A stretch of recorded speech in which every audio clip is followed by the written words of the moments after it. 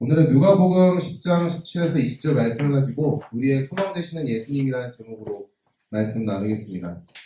여러분에게는 어떠한 소망이 있나요? 여러분에게는 어떠한 소망이 있나요? 그 전에 소망이라는 단어가 무슨 뜻인지를 한번 좀 알아보려고 해요. 소망. 자, 소망이라는 단어가 무슨 뜻일까? 나는 이 단어에 대한 뜻을 안다.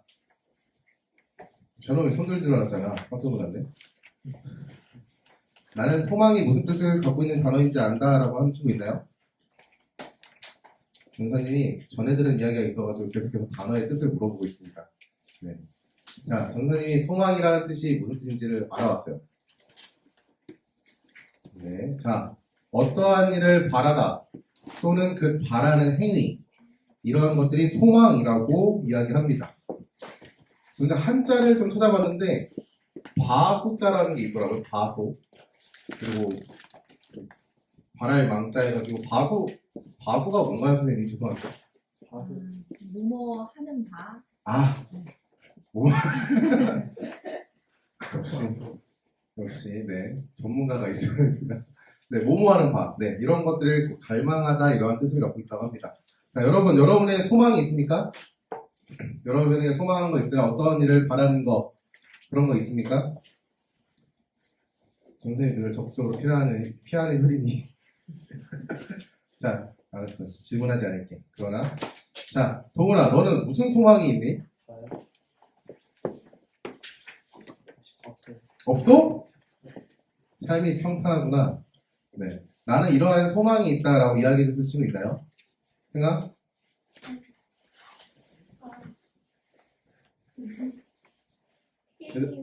어? 세계권. 뭐라고? 세계권. 게임?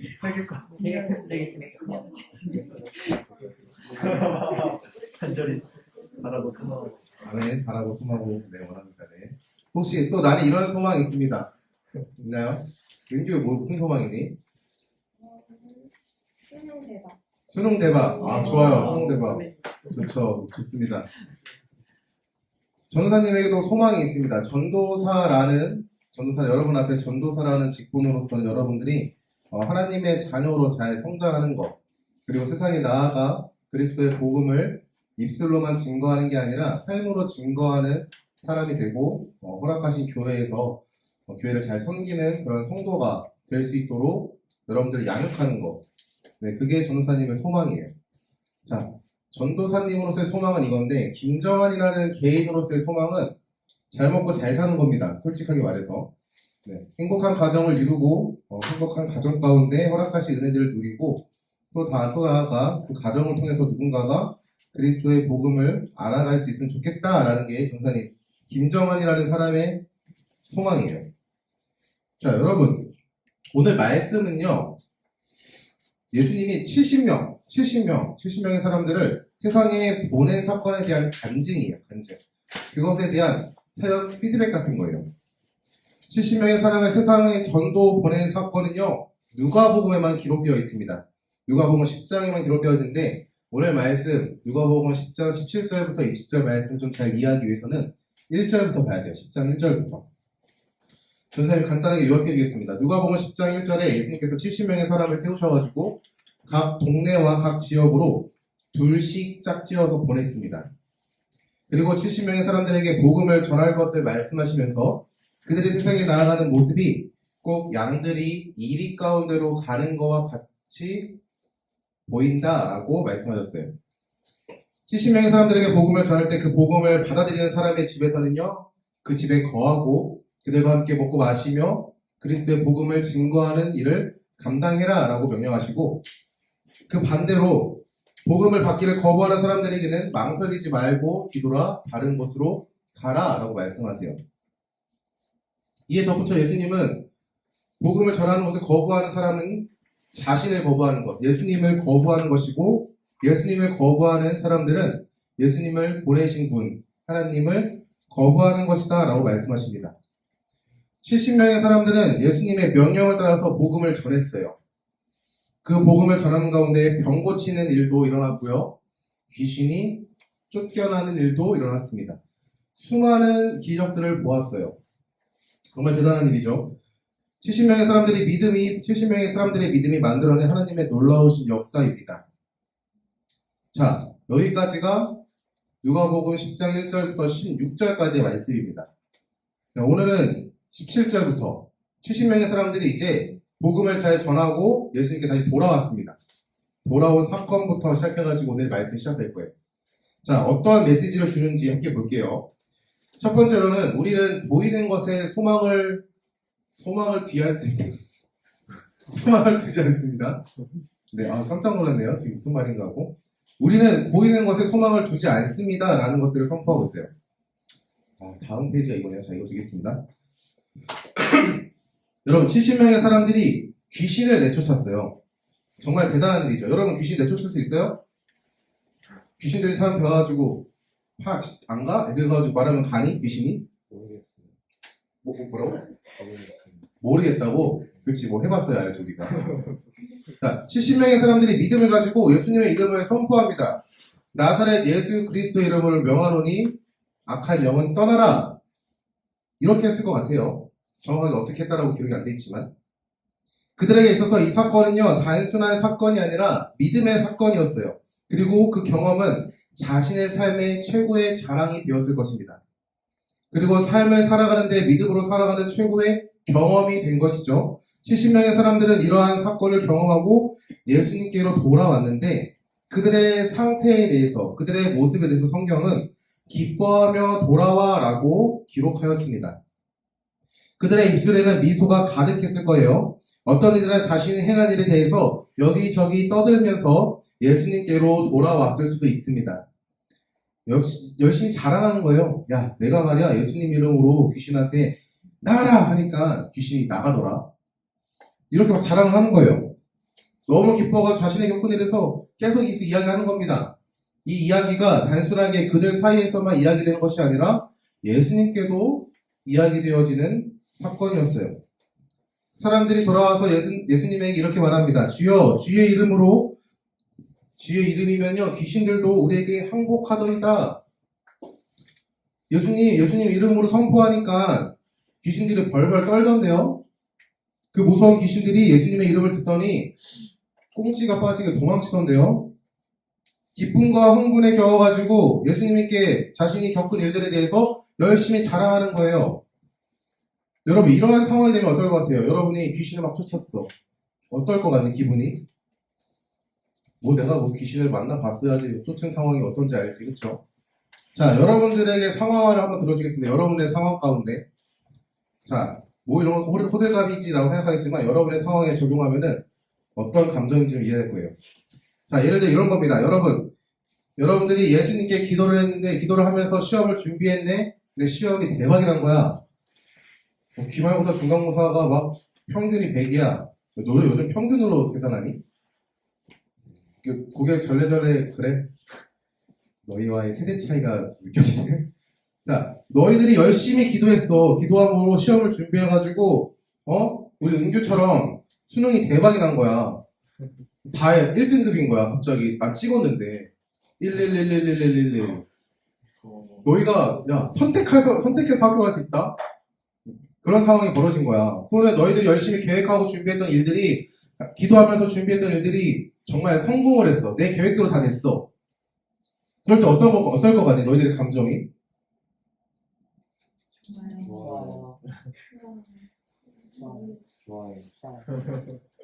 그 2초 공백 뭐죠? 이해를 못한 거니? 아니면 답하기 싫은데 아무도 답하지 않으니까 내가 불쌍해가지고 좋아요라고 대표해주니? 자, 여러분 좋지 않을까?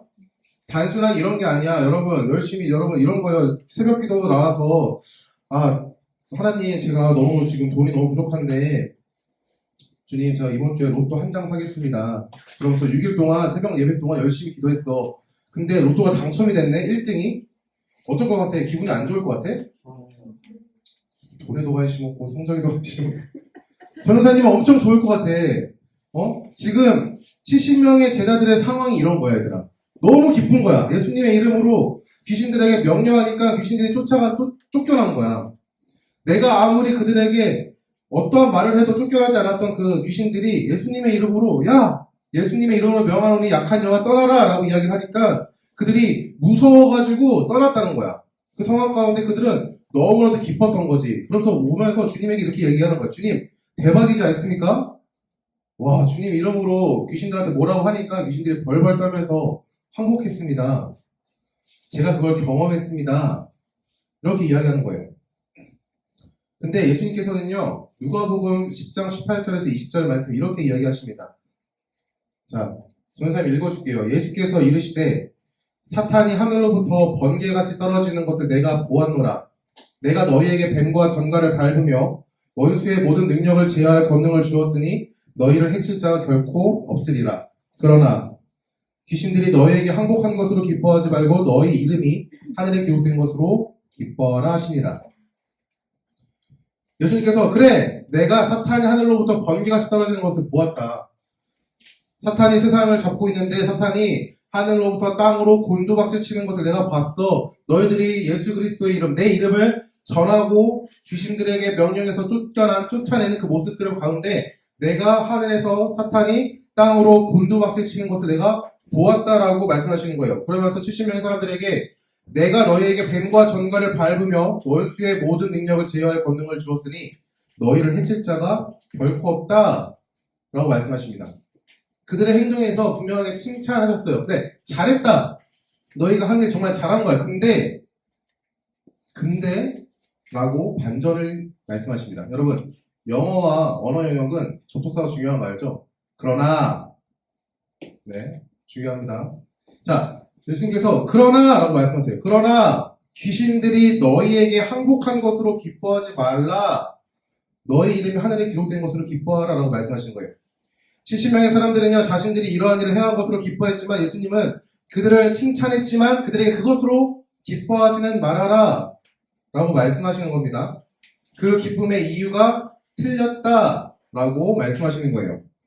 직설적으로 직설적으로 표현하면은 너 그거 기뻐할 이유가 아니야 라고 말씀하시는 거예요. 여러분, 근데 오해하면 안 돼요. 여러분, 하나님께서 허락하신 그 은혜에 기뻐하지 말아라 라는 것들을 의미하는 것이 아닙니다. 예수님께서 70명의 사람들을 향하여 말씀하신 귀신들이 너희에게 항복한 것으로 기뻐하지 말고 라는 말씀은요, 너희의 믿음의 선포, 허락하신 하나님의 놀라우신 역사하심에 기뻐하지 말아라 라고 말씀하시는 것이 절대 아니에요. 예수님께서 말씀하시는 것은 만약에 그 사건이 이루어지지 않았다면, 만약에 귀신이 항복하지 않고 너에게 달려들었다면, 너희의 시험이 열심히 기도함으로 준비했지만 시험을 망쳤다면, 수능도 망쳤다면, 만약에 돈을 벌지 못했다면, 너희의 기도대로 되지 않았다면, 과연 너희는 그 상황 가운데서 어떠한 반응을 보일 거니라는 질문이 내포되어 있는 거예요. 이해했나요, 여러분? 그들은요, 귀신을 내쫓은 것 그 하나 사건, 눈에 보이는 그 사건 하나 때문에 너무나도 기뻤습니다. 기쁜 일이죠. 근데 예수님은 그 사건으로 기뻐하는 것이 아니라 너희가 너희 이름이 하늘에 기록된 것으로 기뻐하라라고 말씀하시는 거예요. 여러분, 만약에 여러분이 기도한 대로 여러분이 원하는 대로 기도를 했어요. 기도가 응답이 되지 않았네? 극단적으로 한번 예를 들어볼게요. 여러분의 부모님이 교회를 다니지 않는 친구도 있죠? 근데 예수님을 모르고 갑작스러운 사고로 돌아가셨다라고 가정해 봅시다. 그럴 때 하나님 앞에 하나님, 그래도 하나님께서 무슨 계획이 있으시니까 저는 하나님을 찬양합니다라고 말할 수 있어요? 여러분 부모님 지옥에 갔는데? 그 상황이 되면은 그래도 하나님 무슨 계획이 있으시겠죠? 라고 이야기하면서 여러분이 하나님 괜찮아요. 하나님 무슨 뜻이 있겠죠? 라고 생각하면서 하나님을 찬양할 수 있습니까? 네. 여러분, 우리가 기뻐하는 그 이유가 어떠한 눈에 보이는 사건, 어떠한 눈에 보이는 어떤 일, 그것 때문에 기뻐하면요, 이거를 기뻐하지 말라는 게 아니에요. 이것 때문에 기뻐하면은 우리는요, 언젠간 하나님을 향하여 원망의 목소리를 내게 됩니다. 자, 그렇다면 우리가 무엇으로 기뻐해야 하는가? 여러분 다 알아요. 예수님이 우리의 주가 되신 그 사건, 그 이유만으로 우리가 기뻐할 줄 알아야 합니다. 예수님께서 다음과 같이 말씀하셨어요. 너희 이름이 하늘에 기록된 것으로 기뻐하라. 여러분이 구원을 받았다는 사실이 기쁨의 이유가 됩니까? 여러분이 예수 그리스도의 은혜로 구원받았다는 그 사실이 기쁨이 됩니까? 여러분의 믿음으로 고백할 수 있길 바라요. 여러분, 좋은 대학에 가지 못해도 여러분 기뻐할 수 있어요? 야, 수능을 봤는데 내가 9월 모의평가까지 11111이었는데 하필이면 수능 때 333333이 나왔네? 답지를 밀렸어가지고. 그래도 여러분 하나님 앞에 기뻐할 수 있어요? 고민되지? 시다봐. 그리고 지금 고3 친구들에게는 야이씨 하필이면 9월 모평까지 내가 1111이었는데 수능 때 3333이라고? 정사님 막말을 해도 여러분 기뻐할 수 있어요? 없죠. 너무 슬플 거야. 정사님도 많이 슬플 것 같아. 여러분이 정말 최선을 다해서 준비한 시험 망했어요. 기뻐할 수 있어요. 여러분이 정말 최선을 다해서 준비한 모든 계획들을 1년짜리 프로젝트가 아니라 3년, 5년짜리 프로젝트, 여러분이 대학을 가기 위해서 열심히 준비한 그 계획들, 작은 실수 하나 때문에 그것이 망쳤어요. 그런데 여러분이 기뻐할 수 있어요. 그 상황 가운데서도. 예수님은요, 우리에게 이렇게 얘기하시는 거예요. 야, 귀신이 항복한 것으로 기뻐하지 말고 너희의 이름이 하늘에 기록된 것으로 기뻐해라. 너희의 기쁨의 이유가 너희가 지금 하나님의 자녀가 된 거. 너희의 기쁨의 이유가 너희가 지금 교회의 성도로서 살아가는 그 순간에 주어진 그 은혜, 그것이 너희들의 기쁨의 이유가 되어야 하지 다른 것이 기쁨의 이유가 되면 안 된다라고 얘기하시는 거예요. 여러분, 세상은요, 우리를 계속해서 속입니다. 성공해야 행복하다, 돈 많이 벌어야 행복하다, 예뻐야 행복하다, 멋져야 행복하다, 내가 하고 싶은 일을 해야 행복하다, 뭐 좋은 대학에 가야, 좋은 회사에 취업해야 행복하다, 등등등등, 뭐 높은 성적, 누군가에게 인정받아야 행복하다라고 계속해서 우리를 속여요. 계속해서 비교하게 되고요. 그 비교 가운데 우리를 계속해서 몰아가는 거예요. 여러분, 근데 그 속임의 끝이 뭔지 알아요? 열심히 노력해가지고 내가 좋은 성적을 받았어. 이번에 6월 모평 때, 고3 친구들 미안한데, 6월 모평 때 등급이 다 11111 나왔네. 근데 9월 모평 때 1111이 나온다는 거 보장할 수 있나요? 만약에 2222 나오잖아요? 여러분 스스로에 대해서 정지할걸요? 아니 왜 그거 하나 틀려가지고 1등급에서 2등급으로 떨어진 거야 이러면서 여러분을 비난할 거예요. 스스로가 스스로를. 남들은 야 대박 너 2등급 받았어? 물론 지난 1등급과 비교하면 낮은 점수이긴 하지만 누군가에게 바라봤을 때 와 좋은 점수 받았네 할 수 있지만 스스로에게는 그게 만족스럽지 못해가지고 자신을 비난하게 됩니다. 단순히 성적 때문일까요? 성적뿐이 아니라 계속해서 세상은요 우리에게 좋은 대학, 좋은 회사 이런 것들 이야기합니다. 그러나 여러분 좋은 대학 간다고 성공이 보장되나요? 여러분의 삶에 성공이 보장될 것 같아요? 좋은 대학 가면요 더 치열하게 공부해야 됩니다. 착각하고 있는 게 고3 끝나면은 대학 가면 다 될 거라고 생각하죠. 여러분 대학 가는 순간 스타트예요. 여러분 스타트 라인에 서는 겁니다. 수능이. 그 가운데 여러분들은 더 치열하게 공부해야 돼요. 좋은 회사에 들어가도요, 여러분 더 치열하게 공부해야 됩니다. 옆에 있는 사람이 나랑 같이 손잡고 들어왔던 회사 동료가 친구가 아니에요. 내가 밟고 일어서야 될 발판이 되어야 합니다. 그게 세상의 관점이에요. 세상은 계속해서 우리를 속입니다. 우리의 시선을 가려요. 그리고 열심히 발버둥치게 합니다. 그 발버둥의 연속이 뭐냐? 결국에는요, 하나님을 바라보지 못하게 하는 장애물이 된다는 거예요. 돈 많이 벌어야지, 돈 많이 벌어야 행복하다 이야기하면서 야, 근데 너 주일에 너 일요일마다 교회 가는 거 야, 그 시간에 8시간 일하면은 야, 한 달에 30만 원 더 벌 수 있는데 교회 가야겠냐? 공부 야, 주일에 일요일에 교회 가지 않고 공부하면은 영어 단어는 50개는 더 외우고 수학 문제는 200문제 더 풀겠다. 근데 가야겠냐? 교회 꼭? 세상은요, 계속해서 우리의 시선을 가리면서 우리가 예수님 앞에 나아가는 것들을 방해합니다. 세상과 비교하면서 우리를 계속 방해를 해요. 그리고 끝이 뭐냐? 예수님 앞에 나아가는 순간을 멈추게 해요. 교회를 향하지 아니하게 한다는 말이죠. 여러분, 그 가운데 계속해서 우리는요, 근심과 걱정하며 살아갑니다. 여러분, 계속해서 근심과 걱정하면서 잘할 수 있을까? 스스로에게 계속해서 질문하며 살아가는 거예요. 그런데 예수님은 너희의 이름이 하늘에 기록된 것으로 기뻐하라 라고 말씀하십니다. 너희가 하나님의 자녀가 된 것, 너희가 그리스도의 은혜로 구원의 은혜를 맛본 사람이 된 거, 너희가 교회의 성도로서 살아가는 이 순간을 너희가 기뻐하라. 너희의 신분에 변화된 것을 기뻐하라. 계속해서 우리에게 이야기하는 것이죠. 자, 그렇다면 우리는 무엇을 해야 할까? 사실은 쉬워요. 예수님을 바라봐야 합니다. 정답은 쉬운데 행동하기가 어려워요. 여러분, 이런 말이 있습니다. 여러분들 이런 말 들어봤는지 모르겠어요. 익숙함에 속아 소중함을 잃지 말자. 들어본 적 있나요? 익숙함에 속아 소중함을 잃지 말자. 자, 고개를 이렇게 저은 친구들은 둘 중 하나인데, 나는 인터넷을 안 하거나 또는 뭐 연애의 경험이 없어가지고 나는 모릅니다 라고 하는 것과 같아요. 그러니 도구나? 아니야? 고개 열심히 전해줘야 되길래. 자, 일상에 우리는요, 익숙함에 너무나도 쉽게 빠집니다. 익숙함에 너무나도 쉽게 빠져요.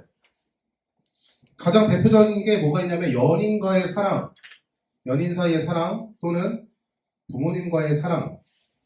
이게 우리가 익숙함에 빠져가지고 실수하는 가장 대표적인 예입니다. 여러분들은 아직 연애를 안 한 게 아니라, 아니죠. 다시, 연애를 못 한 게 아니라 안 한 거기 때문에 여러분 안 한 거, 여러분 스스로 자발적으로 공부에 집중하기 위해서 연애 안 한 거잖아. 그치? 네.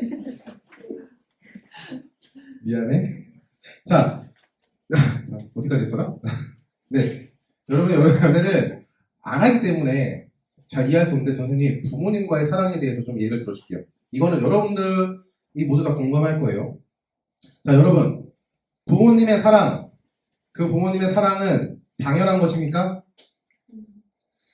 당연한 거라고 생각해요. 부모님의 사랑은 당연한 것입니까? 내가 부모님의 사랑을 받는 건 당연한 거지. 왜? 나는 자식이니까. 너 틀린 말이니? 맞지? 맞는 말 한 거 맞지? 너 말 실수한 줄 알았잖아. 니들이 웃어가지고. 자, 내가 부모님의 사랑을 받는 게 당연하다라고 생각할 수도 있어요. 근데 부모님 입장에서 보면요, 여러분을 사랑하는 건요, 당연한 것은 아닙니다. 조금 슬픈 이야기긴 하지만 그게 현실이에요. 부모님이 여러분을 사랑하는 것은요, 당연한 것이 아니에요. 여러분을 향한 희생이에요, 희생. 아니, 당연히 부모님이, 엄마 아빠가 나의 자식을, 자녀를 사랑하는 게 당연한 거 아닌가? 당연한 거였으면은, 네, 안타까운 일들도 없을 거예요. 여러분들을 향한 그들의 희생입니다. 부모님의 희생이에요. 여러분을 향한 부모님의 시간적 희생이고요, 물질적 희생이고요, 감정의 희생입니다. 자, 그런데 우리가 그 희생, 우리가 어찌 갚을 수 없는 그 사랑을요, 너무나도 익숙하게 받기 때문에 너무나도 당연한 것으로 여겨요. 당연하지. 부모님 나 사랑하는 거 당연하지. 그래서 부모님이 나에게 이거 해줘야 돼. 부모님이 나에게 이거 해주는 게 당연하지. 나 학원 가야 되는데 학원 등록비 내줘야 돼. 내가 이거 너무나도 먹고 싶은데 이거 부모님이 당연히 사줘야지. 라고 생각한단 말이에요. 그러면서 우리가 그분의 희생에, 부모님의 희생에 그 사랑을요, 너무나도 가볍게 여기는 마음에 그 사랑에 우리가 너무나도 가볍게 반응하게 됩니다. 여러분들을 위해서 열심히 준비한 맛있는 음식을 먹는데 한 숟갈 뜨자마자 엄마 왜 이렇게 짜? 여러분 나중에 커봐요 진짜. 아우 그냥 네. 저는 여러분들이 음식 투정할 때마다 마음이 참 아픕니다. 부모의 마음이라 그런가? 저도 그냥 다 금식기도원에 데리고 오고 싶어요. 자, 미안해, 솔직한 감정을 말해서. 그런 거예요. 여러분, 부모님이 여러분들을 위해서 열심히 준비한 음식을 먹는데 첫 마디가 엄마 감사해요가 아니라 엄마 왜 이렇게 짜? 여러분들을 위해서 고기를 구워주는데 엄마 왜 웰던이야? 스테이크는 미디움이지. 이런 말만 하고 있는 거예요. 여러분을 생각해서 하는 행동, 여러분을 생각해서 하는 말 한마디에 왜 잔소리야?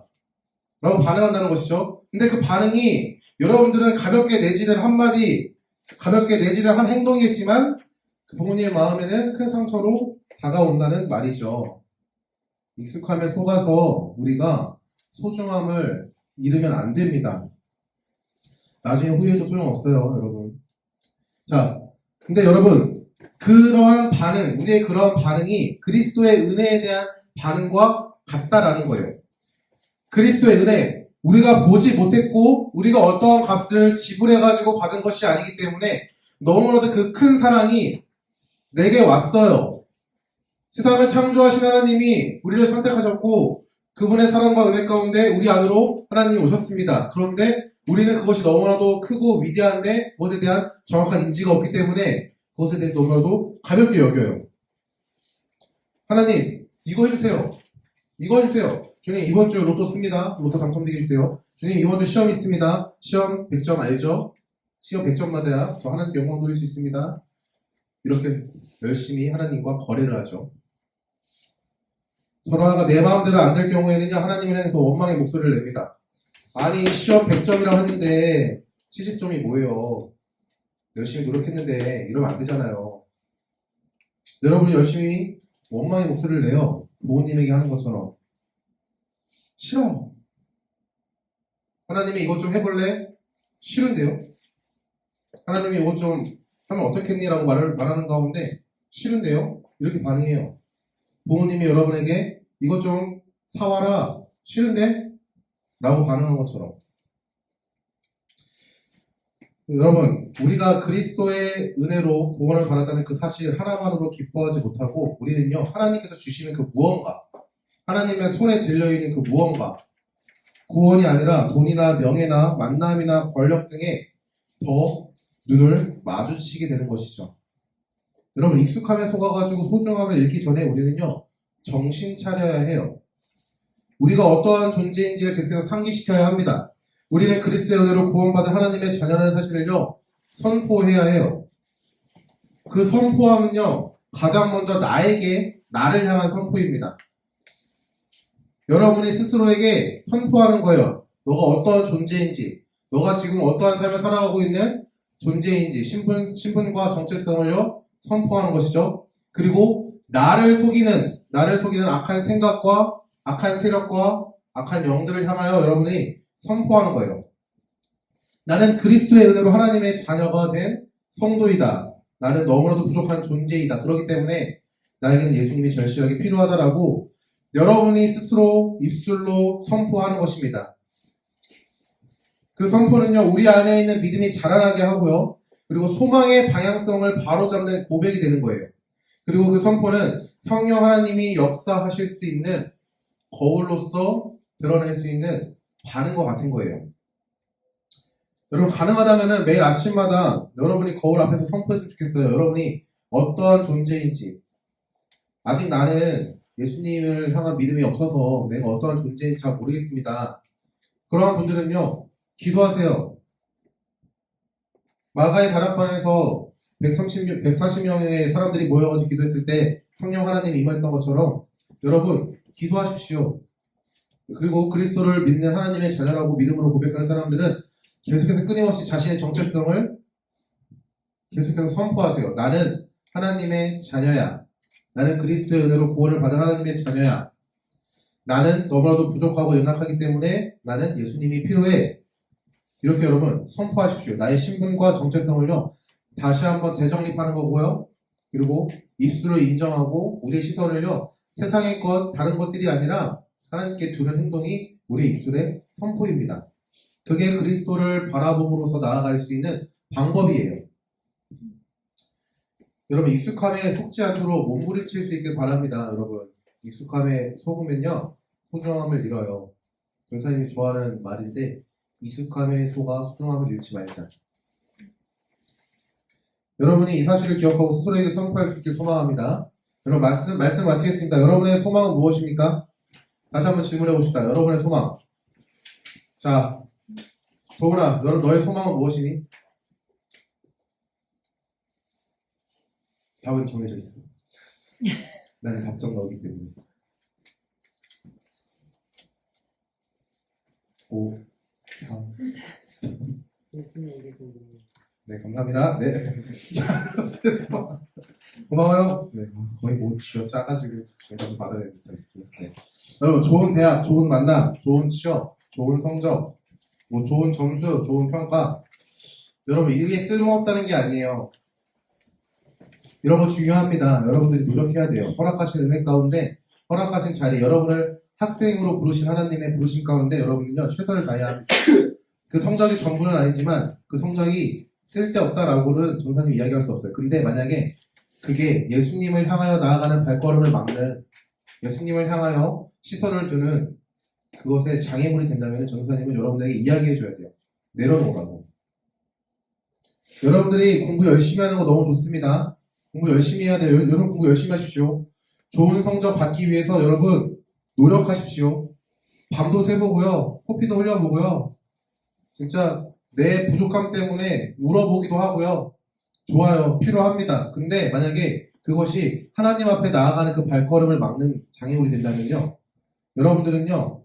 다시 한번 자신이 어떠한 존재인지를 깨달을 수 있도록 선포해야 해요.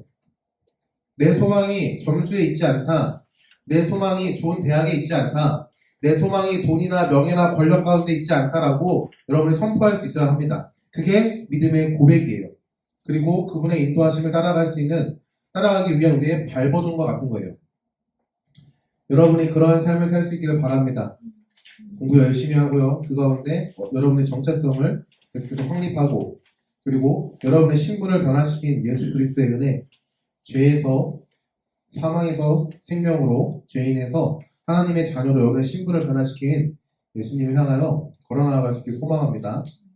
그리고 단순히 입술의 고백이 아니라 삶의 고백으로 드러날 수 있길 바라요.